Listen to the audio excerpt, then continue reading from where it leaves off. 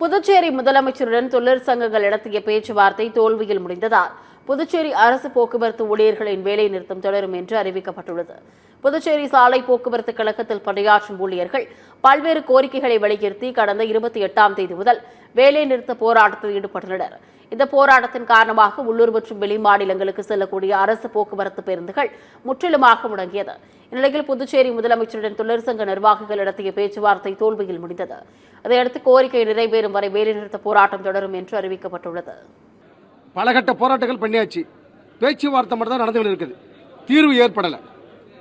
அந்த தீர்வு நாளைக்கு செயலர் தலைமையில் அவங்க கிட்ட ஒப்புதல் பெற்று கிடைக்கும் எதிர்பார்க்கிறோம். நாங்கள் நம்புகிறோம். இந்த இத்தனை கட்ட போராட்டங்கள் இருந்தாலும் ரெண்டு கோரிக்கை மட்டும் நாளை கிடைக்கும் என்று எதிர்பார்த்துக்கிறோம். செக்ரட்டரியுடைய பதிலாக நாங்கள் நல்லபடியாக இருக்கும் என்றதை ஒட்டுமொத்த தொழிலாளர்கள் எதிர்பார்த்துக்கின்றோம். ஆமாம், அதனால தயவு கூர்ந்து செக்ரட்டரியுடைய பதில் எங்களுக்கு நல்லபடியாக இருக்கணும் என்பதை எதிர்பார்க்கிறோம்.